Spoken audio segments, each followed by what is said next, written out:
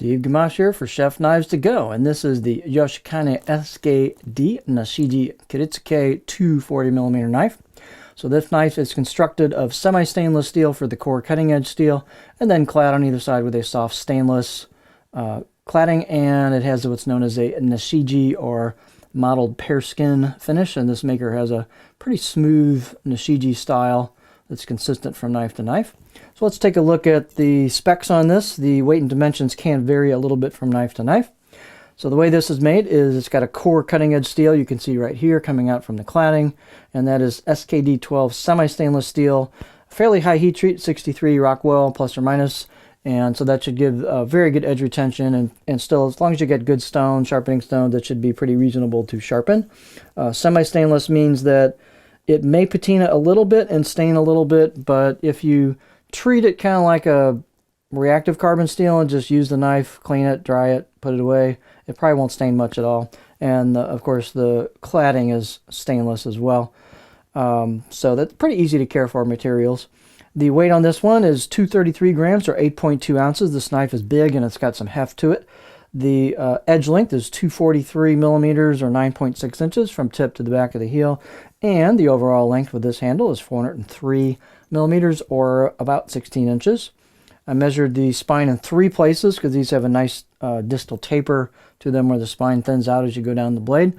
In the back I got about 3.9 millimeters, so it's fairly thick coming out of the handle, the tang.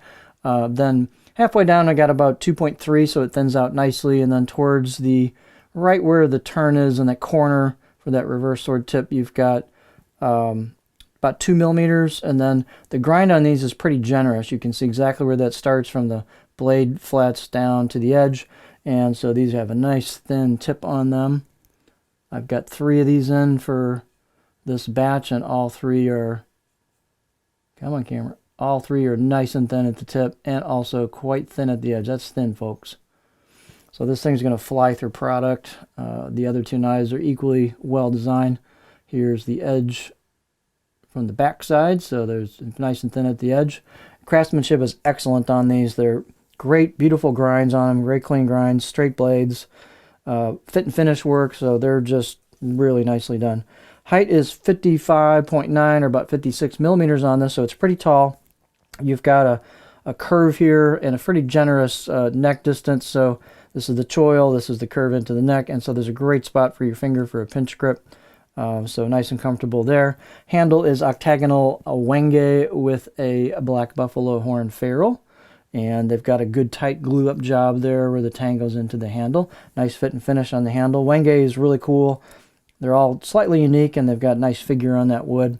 It's fairly dense wood, so that brings the balance point back a little bit, and that's actually good for this knife because it maintains that height down there towards the tip, so the blade's fairly, fairly heavy. So there's your balance point right about there on this knife, which for me is pretty doggone close to a pinch grip, maybe just slightly forward, so that gives me a pretty nimble feel, maybe just a little bit of blade forward weight bias on it, balance bias, and so just gives you kind of a feel of some mass as you're cutting.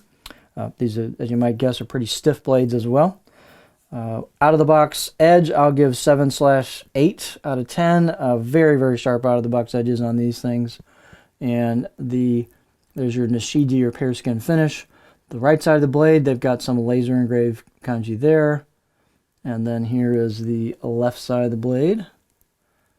And that also has some laser engraved kanji on it. But very nice fit and finish on these.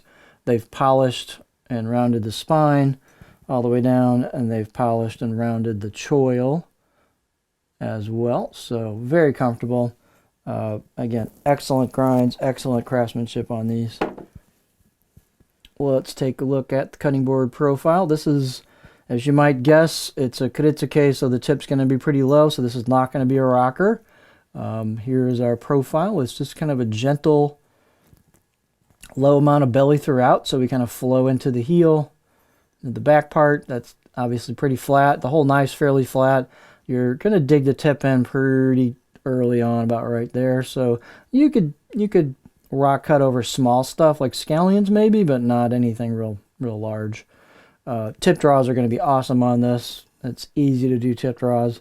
And push-pull cuts, glide cuts, chopping should be awesome. So That's what the profile looks like on this. So just overall, a real high quality, well-made knife that will perform extremely well in the kitchen, pro or home kitchen. So you've got the Yoshikane SKD Nashiji Kiritsuke 240mm knife from Chef Knives to Go.